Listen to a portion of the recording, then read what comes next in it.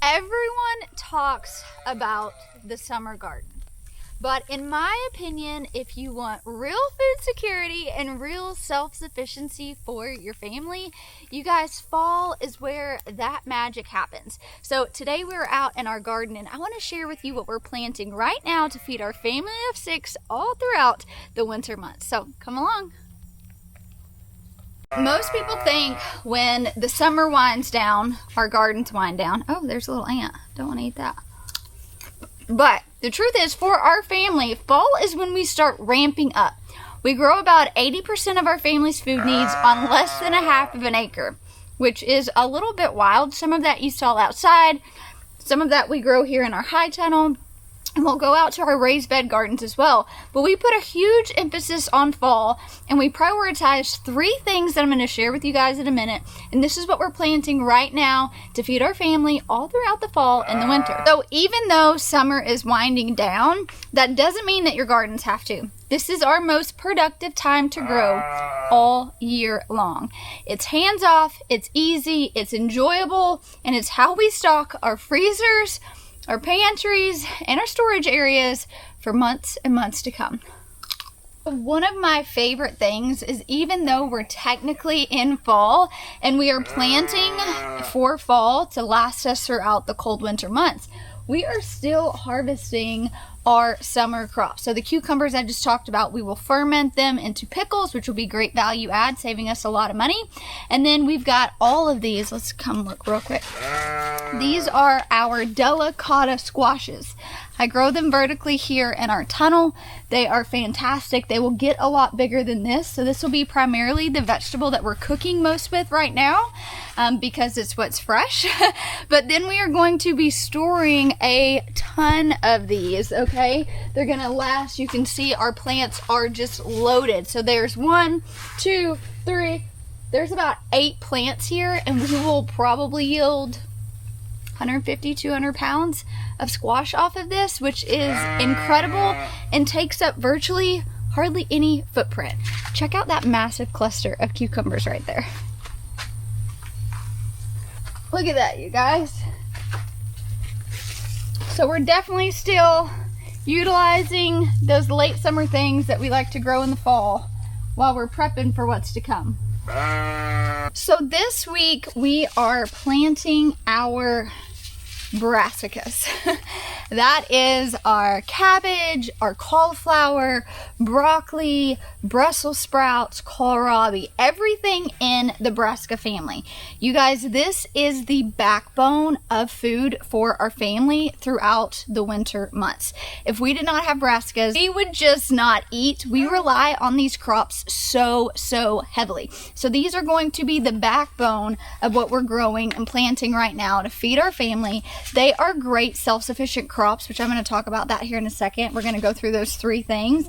But then you can see behind me, we already have some, but the other thing we're going to prioritize and plant right now is our root crops. So we've got radish here, we have a round of carrots, beets, and we're going to go in today and do a second round as well, so that we're kind of harvesting them in successions. All right, so when it comes to the 3 things we are focusing on and planting just to ensure our family has food throughout the winter, and not only throughout the winter, we need our spring crops to be planted and harvested. So that means we'll start getting our first round of root crops around end of March probably.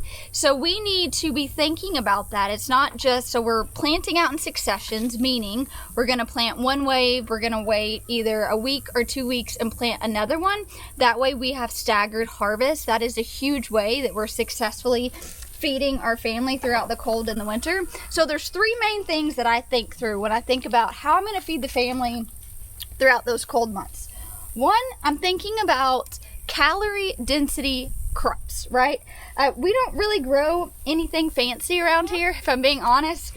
There's nothing wild. Now, when I first started gardening, I grew all the rare things, all the heirlooms that took me forever. They were super tedious. You won't see us growing any of that anymore, because I want something that is really really reliable and that has a lot of calorie density. So that's why we prioritize a lot on brassicas, because we can turn them into a lot of things, but it's why we prioritize a ton of our butternut squashes. We just had we just had a lackluster sweet potato harvest. If you missed it, you can catch it up here, but those will last us for a while. So we're thinking about those things that are storable and also calorie dense. So that's the number one thing I'm thinking through as I'm trying to figure out what to plant right now for my family to feed us throughout the cold and winter. So brassicas have to be on the list because they have a lot of calorie density, and we've got to have, of course, all of our pumpkins and our squashes because they're super storable. All right, so the second thing, you want it, baby?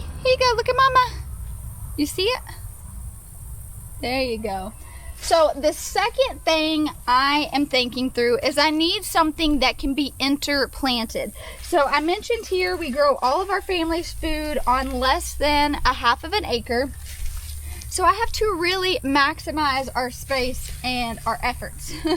And so that means I need to be able to plant one crop and then plant another crop in between it. So we do this a lot with like our onions and our garlic. We'll plant our onions and then we'll interplant with our carrots. So we have one space that we're utilizing in two different ways, and this is something we really focus on. It's a great way to cram root crops in areas that are kind of already committed to other things. You could even interplant in between your brassicas, so you're just doubling your harvest, especially if you're on a small space. And then the last thing we are thinking through is succession planting. Now, I kind of hit on this, but if you're only growing one time, you are really missing out on a lot of potential, especially if you're growing in a small space.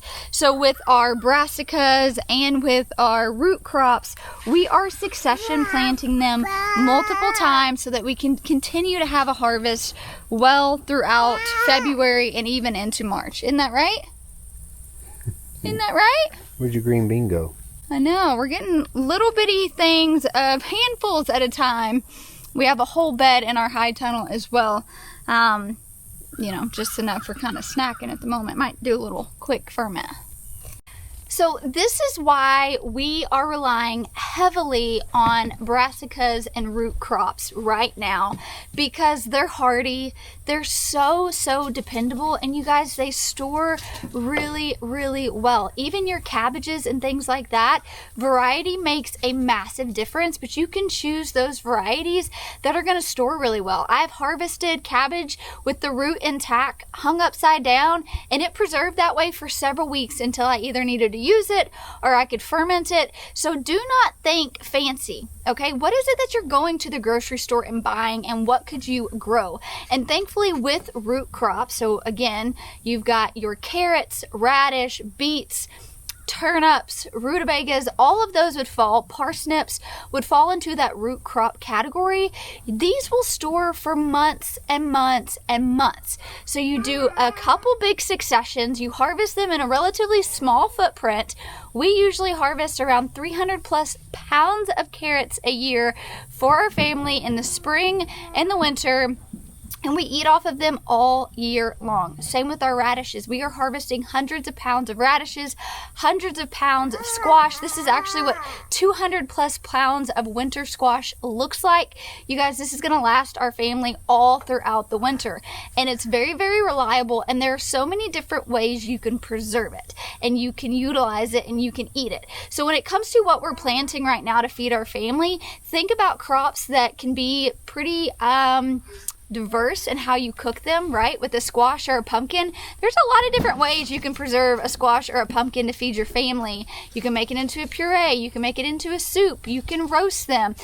There's just a lot of versatility, and so I really love crops like that. It's primarily what we're focusing on to make sure we're feeding our family well without having to be so dependent on the grocery store. Now, I do want to mention, you see I've got these high tunnels behind me, and many of you guys will probably think, well, no wonder you can grow grow food year-round for your family, you're in a high tunnel. But the truth is, I've been growing for my family year-round before we ever even bought this property, and certainly before we ever had the luxury of growing in a high tunnel. We did all the same things. We prioritized brassicas, we chose the right varieties, and we relied heavily on root crops for storage. What I did do different though was implement row covers with low tunnels, and I created my own little mini high tunnel and microclimate to set myself up for success. And let me tell you, I successfully grew a heck of a lot of food for my family back then, just like I'm growing a heck of a lot of food for my family right now. So if you don't have a high tunnel, guess what? Most people don't. Everything I'm teaching and sharing with you guys today, you can still do and be really successful just growing in your humble backyard with a few different systems set up.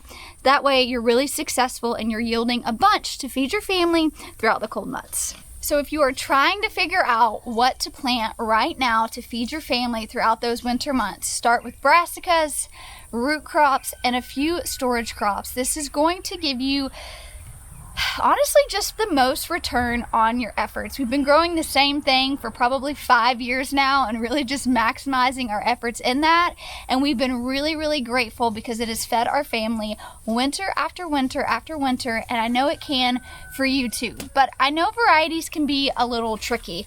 In fact, this is probably something I struggled the most with as I went from growing every heirloom imaginable in the Baker Creek seed catalog to really honing in on what's going to grow well and what's going to store well, right? When you're growing for self-sufficiency, we're thinking about storage just as much as we're thinking about yields. I can grow all the cabbage in the world and I can grow all the carrots in the world, but if I can't store them, then I've wasted my time and my space. And so I had to really dial in on varieties to figure out how I could maximize my efforts, but also be able to store these things long term for my family. So I created this really cool tried and true varieties guide that my friend Amber and I created. I usually sell this for $17 on our website, but I just want you guys to be able to have a really easy point of entry. If you have no idea what varieties to grow that are going to excel, we've got this guide down below for $1. You can grab it. We cover every single family you can think of, and I give you our tried and true variety list. So it's not going to be up for very long, but go grab it for $1. Do yourself a favor and then start ordering all your seeds. As I am sitting down editing this video, I realized I never did a proper sign off. So of course I couldn't end this without just saying thank you guys again for joining our family for another week. If you are looking for inspiration and trying to figure out what to plant right now, just for self-sufficiency to set your family up for success this winter, this is a look into what I do and what I have been doing for the last several years. If you like what you saw here, of course, hit the like button, hit that subscribe button. As always, we appreciate you guys more than you know, and we'll see you next week.